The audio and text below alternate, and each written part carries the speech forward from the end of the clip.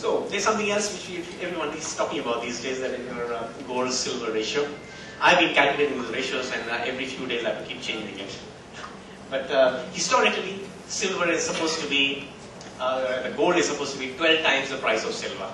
That is historical. Last couple of years, from 2000 onwards, it is around 50 times. That means you take the price of silver and multiply it by 50, and you get the price of gold. That is how it has been.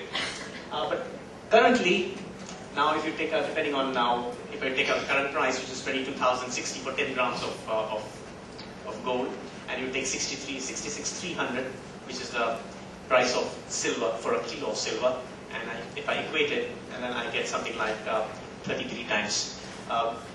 2 days ago it was 35 times. A week ago it was 40 times. So it is coming down. Will it touch 12?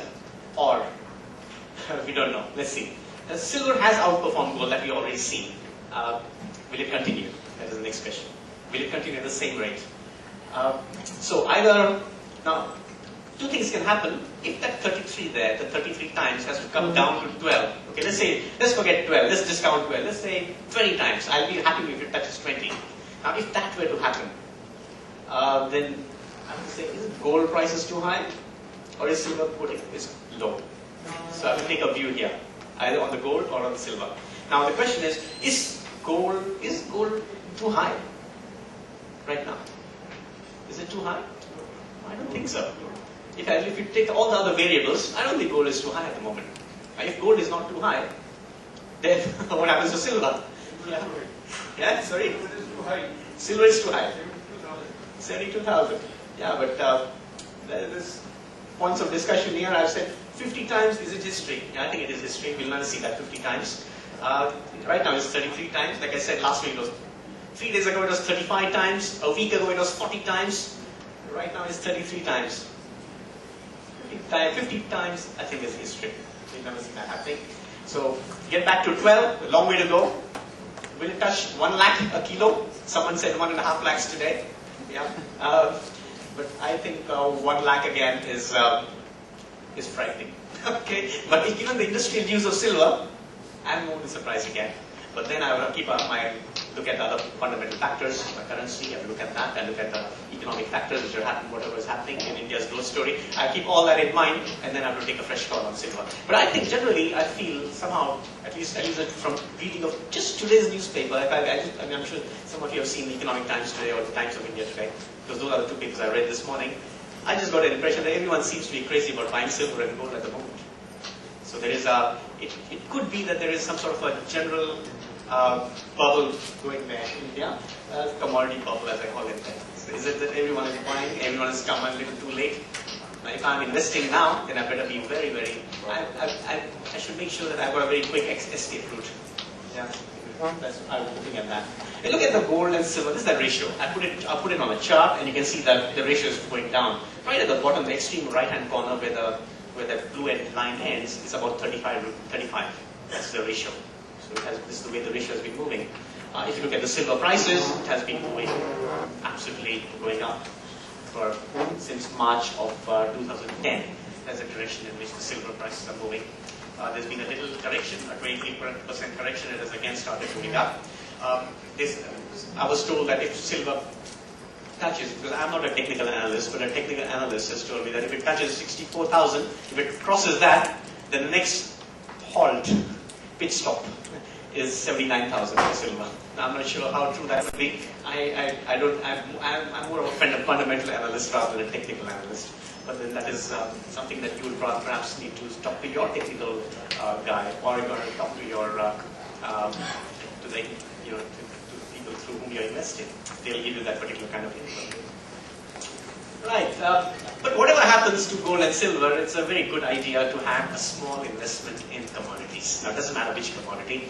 A lot of research has suggested that if you have even about 10%, of course some people go as high as 20%, but if you have at least 10% investment in commodities, it brings quite a bit of diversification risk. It brings down your diversification risk.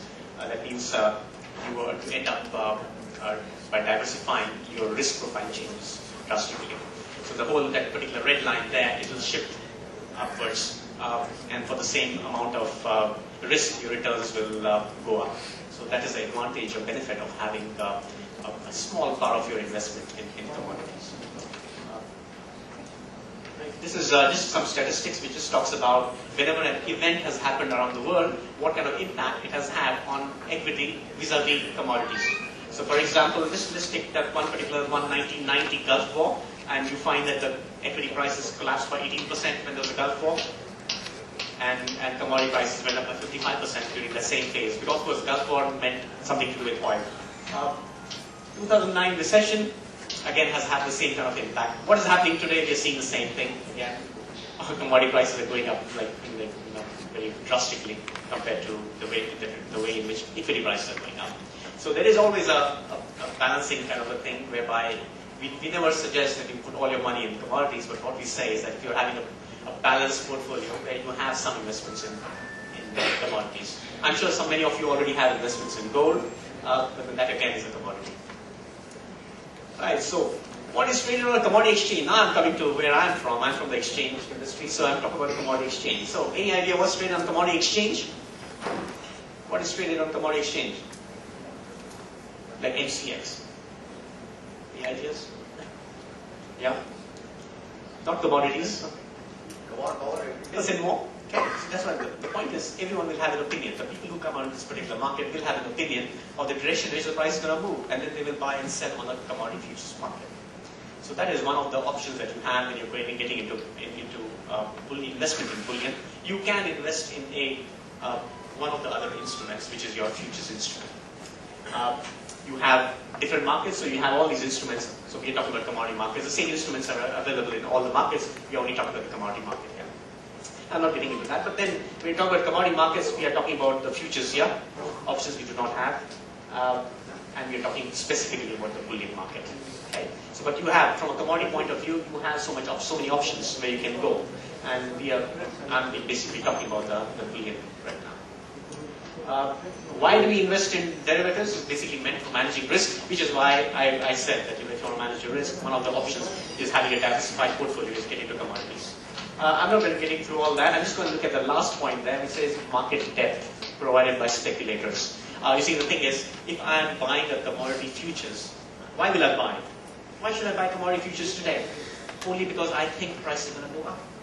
And when the prices actually go up, I'll sell and I'll make money. Why would I sell a commodity futures today? Because I think price is coming down.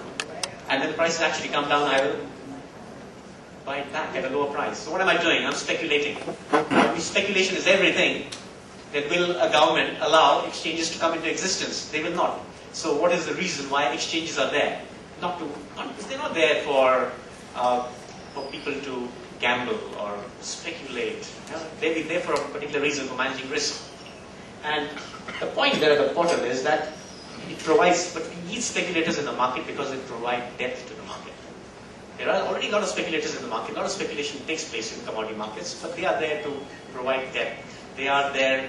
They don't account for 40%, even 40% of the total transactions. They account for much less than that. Any commodity that is allowed for trading on a commodity exchange has to be vetted by the regulator, and only after it is vetted that then exchanges can launch a commodity contract for trading purposes. And once the contract is launched, it is managed. It is managed from the point of view from ensuring that we don't have too many speculators. But then that market is open to everybody. So that is one option that you have. So if you look at this, what the mechanism that takes place on a futures platform, you've got many buyers and many sellers. That is what we call a futures exchange. So when someone is buying and selling on a futures platform, there are many buyers and many sellers.